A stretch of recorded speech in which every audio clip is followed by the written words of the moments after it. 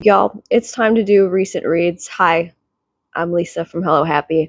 And this video is scary because I read Onyx Storm. I read Onyx Storm. I'm going to talk about Onyx Storm publicly, and that terrifies me. So I'm not going to say a lot about it. But look, it's not a long list. Here's what I read. Onyx Storm, Carving Shadows into Gold, and From Blood and Ash.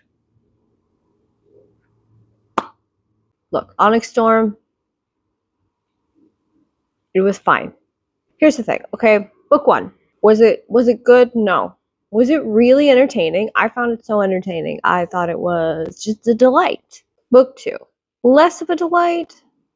Still had its moments. And a lot of annoying character moments. Book three. I mean, look.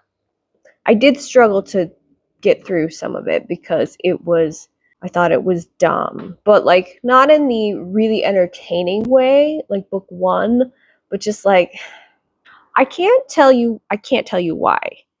The idea of students going through like this American Ninja Warrior death course was something I could accept and enjoy versus in book three where they're going around to the Isle Kingdoms, and in order to talk to the person in charge of the Isle, whether it's a magistrate, king, queen, whatever, they have to go through a series of trials and it plays out like a video game.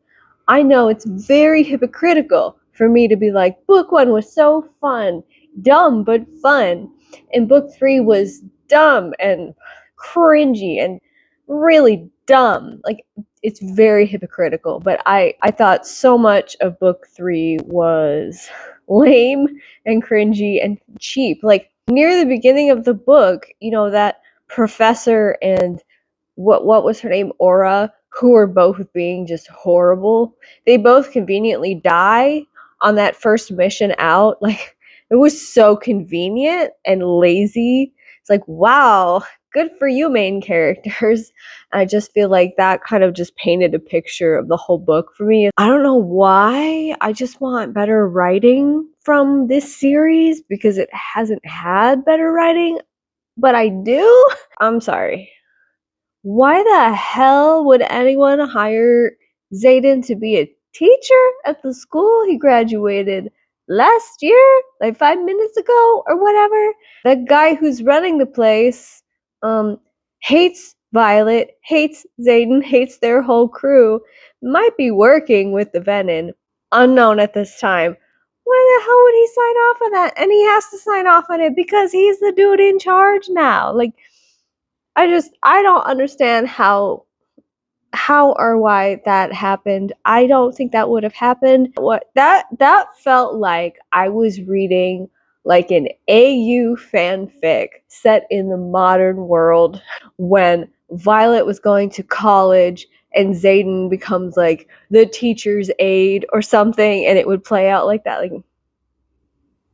so dumb. They hire him, but they're like, oh no, it goes against school rules for teachers and students to be in a relationship. It's like, okay, but these two were already in a relationship the whole time. Oh, we won't make an exemption for you. You wouldn't have hired him in the first place, so this whole scenario doesn't even make sense. Anyway, it was fine. I'm not excited about book four. I'm going to read the whole series. I mean, it's just two more books. Like, I want to know firsthand where it goes and what happens. But like, I'm not going to be foaming at the mouth for book four. Like, I was genuinely excited for book three. And that excitement pretty quickly just like waned as I got through the book. I don't know if I'll ever have as much fun as I did reading book one, especially for the first time. Like, it was just fun and dumb. It was fun and dumb. It was dumb and fun. This one was just dumb and dumb. Okay. I rate this as, well, it was a book. I thankfully had the chance to read Carving Shadows into Gold, and I had a great time. I enjoyed it immensely. I liked the first book a little bit better, but I feel like that's so common, is like the first book will almost always be my favorite because everything's new and shiny and exciting. But I really did love the first book, and I really, really, really liked the second book. I really like these characters. I really like just the pure drama of these relationships is really enjoyable. A lot of people can't stand Callan, and I totally get that, but like I don't know, her relationship with Alec in both the first book and the second book, like, it's delicious. I am fully tuned in to my teenage self when I read these books. And the Tycho and Jax relationship really gets difficult in this book. And there is nothing that I love more than angst and yearning and yearning and yearning. Okay, I love yearning. Bridget, okay, this lady can write yearning. If you want characters to just kind of be in pain all the time because they can't be with the person they like, or the person that they like might be evil and yet they're still attracted, but they're not entirely sure. There's a whole war and espionage and God knows what going on in the background, and nobody really knows like who they can trust, okay? It is a joy to read these books. I can't wait for the third one. Let's go. Now, this last one, From Blood and Ash. This is going to be put in my personal category of casted back into the fiery chasm from whence it came. Oh my god. I only read the first chapter and then half of the next chapter. And I said, this is the worst thing I've ever read.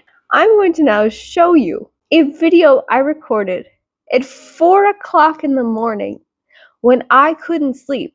So I decided to get out of bed and start this book. And I had to whisper because my husband was asleep and there were no lights on. So it's completely dark. But I had such strong feelings about what I was reading, I had to record my thoughts, and here it is. Hello, it's 4 o'clock in the morning. It's dark. I have to whisper. Libby just quote-unquote blessed me with From Blood and Ash. And oh my god, I'm partway through chapter 1, and it's nothing but badly written exposition. This whole chapter is just gonna be exposition, isn't it? Oh my god, how am I going to even finish chapter 1? This is so bad. Please send help. Literally, I was hanging on to dear life, trying to get through that first chunk. It was just, it felt like it took 3 hours to get through that. Oh my god. It was just 87 hours of nothing but exposition from this girl who, from what she's told us, has lived a completely sheltered life, knows nothing about the outside world, and yet she's here at this bar, this brothel, this club, whatever this is, and she's navigating around fine. She doesn't seem like she's sheltered at all. And then when she meets the guy, she has a completely normal conversation with him, doesn't seem to feel that weird about anything. Don't they kiss? I'm so fuzzy because I stopped reading while the two of them were interacting in that hotel room or whatever, because the writing was atrocious. But you know what? If you have no interest in reading this book, but you want to have a good time, I bet there are some really great videos on YouTube, like discussing everything. But if you want to just go to Goodreads and just spend a while reading 1-star reviews, you will have so much fun. This book is so dumb. I'm really glad I found out the full plot and all the things that happen, but also don't happen, because there doesn't actually seem to be a plot so much. It's wow. Cast it back into the fiery chasm from whence it came with this book, and I assume the whole series, because of course it's a series. Woof! By the way, the total amount of ellipses used in this book, somebody did a count. 650 in one book. There are 650 ellipses. So yeah, that's why I decided to include this book that I read like 1% of in this video because wow. Well, that'll do it.